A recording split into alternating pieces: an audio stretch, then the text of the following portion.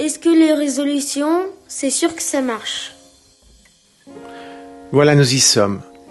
Les bonnes résolutions de début d'année. Alors, quel est l'objectif le plus large possible au sujet des bonnes résolutions? Peut-être faire mieux, vivre mieux, pour être plus heureux. Mais ne rendons pas le process des bonnes résolutions compliqué. Même si nous devons passer quelques instants sur cette volonté de vouloir rendre son année meilleure. En effet, faisons ce qu'il faut pour bien choisir ces résolutions et les rendre réalisables. Car le sujet est là. Tout d'abord, je pense que pour faire de bonnes résolutions, il faut d'abord regarder l'année précédente. Quels ont été les moments clés de votre année passée? Et si vous avez du mal à vous en souvenir, regardez les photos et les vidéos prises, les conversations, les posts, etc. Souvent on oublie ces petits moments de vie qui font le bonheur. Donc la première étape, si on veut être structuré, est de faire une rétrospective. C'est un exercice bien excellent pour le moral, pour mettre les bonnes choses à leur place dans le sens des vrais moments avec ses proches, ses réussites, et aussi de voir comment on a pu dépasser des moments plus difficiles. Parce que ça fait partie de la vie, mais vous avez pu les surmonter. Ce qui est important se compose en deux phases. Comment vous l'avez-vous perçu? Parce qu'en fait, il y a une réalité d'une part, et comment on perçoit les choses d'autre part.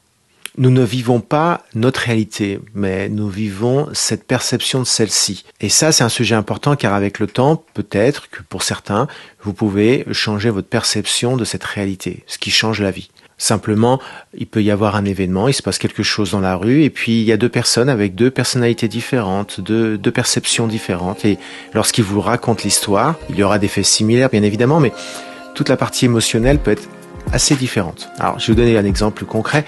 J'étais à un dîner d'amis et j'ai pris conscience que c'était un moment rare où nous étions tous réunis pour une bonne nouvelle. Et je l'ai vécu ainsi, pleinement. Et là, on va passer à la deuxième phase, qui est après la perception, c'est comment j'ai agi. Dans quel état d'esprit j'étais? Est-ce que j'ai vécu pleinement ce moment? Le bilan de tout cela est qu'avez-vous appris de vous-même sur ce sujet durant l'année précédente? Avez-vous loupé bêtement des bons moments? Il y a eu des situations négatives et est-ce que vous les avez exagérées? Et pour avoir bien géré certaines choses, quels sont vos petits trucs? Qu'est-ce qu'intuitivement vous avez mis en place? Je parle d'outils qui ont pu vous aider à vivre les choses mieux et pleinement. Je sais que je mets plein de questions sur la table, mais le but est de faire 3 pas en arrière comme un caméraman et avoir une vision globale de la scène, de la situation. Sans ego, sans passion, avec un objectif, faire mieux cette année. Car pas mal d'événements vont revenir encore cette année. Et cette fois-ci, est-ce que je vais mieux les gérer, mieux les vivre? Donc cette année, on peut se poser la question de comment utiliser ces petits trucs, ces petites choses qui vous ont permis de vous faire grandir l'année précédente, de par vos attitudes avec les autres, avec vous-même, vos réactions aux mauvaises surprises. Et mettez en place une sorte de boîte à outils, vos petits trucs, qui vous empêchent par exemple de ne pas répondre aux emails lorsque vous êtes énervé, de ne pas réagir sous la colère, ne pas exagérer une situation négative, plus que ce soit nécessaire. Ou au contraire, arrêtez de se taire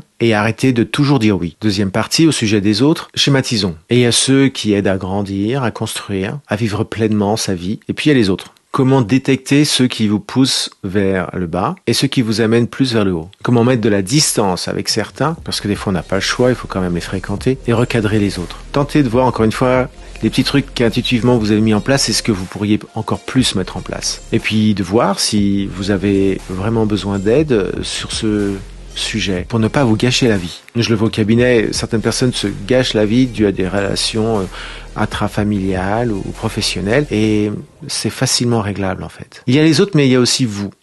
Vous aujourd'hui comparé à vous demain. Et vous vous doutez de mon sujet, les objectifs. Nous sommes faits pour avoir des objectifs, des projets. Quels sont vos projets pour cette année? Je vais laisser 10 secondes de silence pour vous laisser réfléchir à ça.